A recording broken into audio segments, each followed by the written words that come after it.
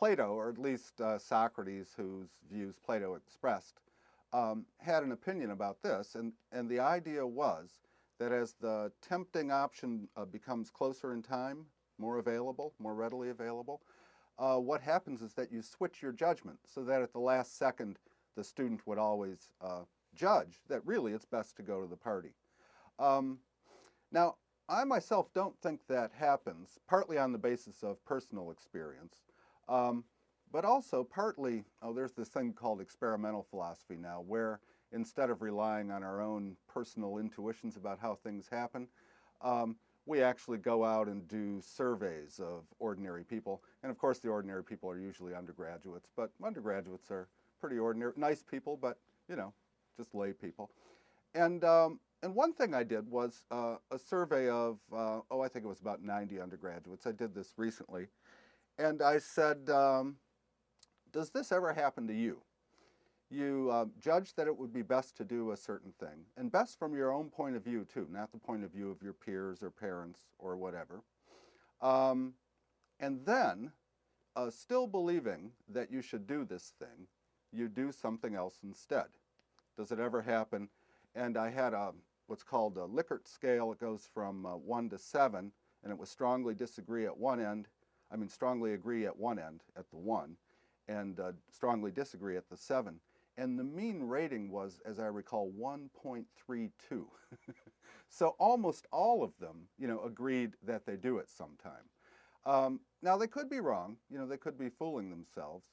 But I suspect they're right. And I think if you think about your own case, or if I think about my own case, sometimes I am convinced that I shouldn't do a certain thing. And I just think, what the hell? You know, I'll do it, I shouldn't, but I will. And it's never anything really bad, but it might be something like smoking a cigarette. I'm trying to quit now because I've had dental surgery, so. But New Year's Eve I smoked a cigarette, you know, and I thought I shouldn't. So yeah, I think it happens.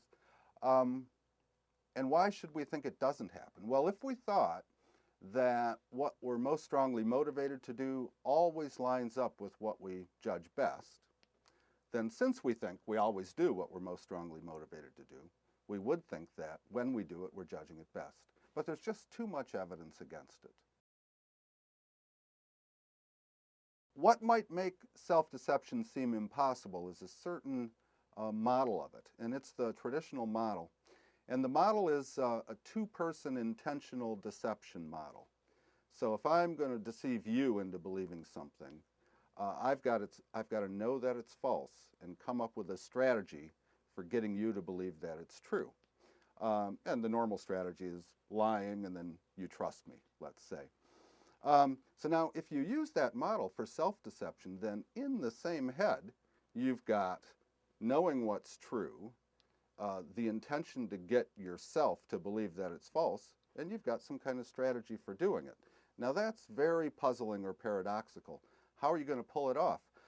It's as though I said, look, I'm going to deceive you now into believing that I drive a Range Rover, and this is how I'm going to do it. I'm going to pull a picture of me next to a Range Rover out of my wallet and show it to you, and you're going to believe it's true, but really it's false. Well, is that going to work? No. No way, because you know what I'm up to, right? So if you put all this in one head, then it looks like, oh, the person knows what he's up to, so he can't possibly succeed. So it is paradoxical. And also, the person would have to believe at the same time the truth and its opposite. You know, they both have to be there in the same place. So one thing I do is to reject this two-person model of self-deception, and I have a different kind of model. And a way to think about it is self-deception is motivationally biased false belief. Now, how might this happen? Well, first, some examples. There was a survey done of professors in the 90s, and professors were asked, how good are you? Rate yourself relative to other professors on a 100-point scale. And 96% of the professors rated themselves above average with respect to other professors. But of course it can't be, and it's an amazing figure. That's just one example. There was a study done in conjunction with the SAT, also in the 90s, as I recall. And students were asked all kinds of things. One thing was, how good are you at getting along with others? And, there was a scale, you rated yourself. All of them rated themselves above average, and 25% rated themselves in the top 1% in ability to get along with others. And of course, you can only have 1% in there. You can't have 25. So what's going on is that people tend to overestimate themselves on good things. This doesn't happen in all people. There's a phenomenon called depressive realism. The people who are most accurate about themselves are depressed people. And one thing we don't know for sure is whether the depression causes the accuracy or the accuracy causes the depression. It could be the second way. Okay, so people have evidence coming in, and evidence that points toward the truth of propositions that they would like to be true tends to be more salient for these people, for me too, for all of us. And so it has a greater grip on what we believe than it really ought to have, given just its evidential merit. There are other examples, non-statistical ones, but just things that happen. Like parents might believe that their kids, maybe young teenagers, are not using drugs. But, the neighbors and other people presented with the same evidence don't believe that. They believe that these parents' kids are using drugs. And somehow, the evidence doesn't get treated properly by these parents. One thing that happens is that when thinking about something makes them uncomfortable, they tend to stop thinking about it, and so they don't absorb the negative evidence or give it as much weight as it deserves.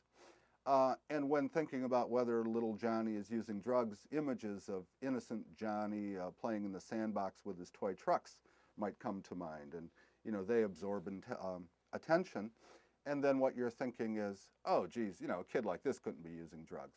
So little things like that add up to unwarranted beliefs, and usually the biasing is motivated by what you'd like to be true. And I think that's what self-deception is. It's nothing really exotic. It's a very ordinary thing. And I don't think that self-deception is always bad either. It's probably good to overestimate yourself to some degree, a little bit on a variety of points. Because I think it does give you a little more confidence, enables you to function better, and so on. Of course, you can't be telling yourself, hey, this is what I'm doing, because then it won't work. Now, that is a good question, because there are these two different senses of rationality, and sometimes they get conflated. And then within each sense, there are these subdivisions. But think about rocks. Are they rational or irrational? Well, they're neither, right? So there's rational as opposed to non-rational. And so I'm rational, a rock isn't. And to be rational in that sense, you just have to be able to understand, think, reason, come to conclusions, things like that. But then there's also rational as opposed to irrational. Now, people are fundamentally rational in the rational as opposed to non-rational sense. In the rational as opposed to irrational sense, I think so too, because if we were to try to imagine somebody who's utterly irrational, how would we even interpret that person or understand his behavior? It looks like there's got to be some kind of pattern to it in order for us to make an assessment of how rational this person is. So, yeah, I think rationality is widespread, and that's a good thing. And irrationality is falling short in rationality. Now, some people like to measure irrationality objectively from an external point of view. I always feel awkward about doing that because, I don't know individuals inside and out. So I like to measure it from a subjective point of view, that is, from the individual's own point of view. So practical irrationality, in this sense of irrationality, would be a matter of believing that a certain thing is best to do from your own point of view and not doing it. People say that happens to them. That's irrational. Also, people might accept certain modes of reasoning as legitimate, and then sometimes reason in ways that violate those modes, as in self-deception, where you and I think, well, look, the best way to reason about what's true is to reason objectively and not to be biased by one's desires and emotions. But sometimes we might reason in a way that's biased by our desires and emotions, and so that would be subjectively irrational too. So yeah, there's a lot of subjective irrationality, but I think by and large, people are rational. Now, if you measure rationality objectively, you might come to a different conclusion. But then what you'd have to do is to have your own view about what it's really rational to do, independently of people's preferences and the like. And I can't see myself doing that.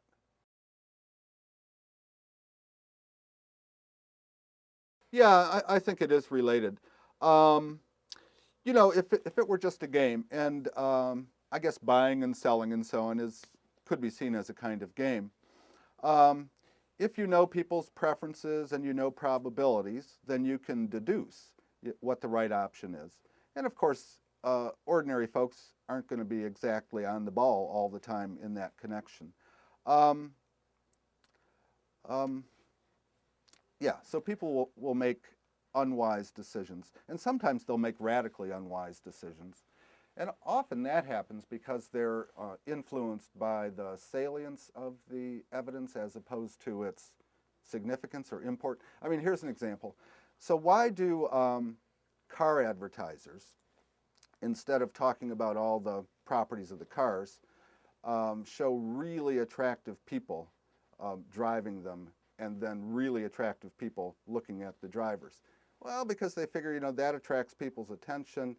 It increases the likelihood that they'll buy this car. And people are moved by things like that. And, they shouldn't be. They should be moved by the objective data. It's a little bit, because it's so much more boring to look at the data, it's a little bit harder for people to do that. But this doesn't mean there's some kind of fundamental defect in people. It's just that maybe they don't care enough about making the best decision to pay close attention to the data.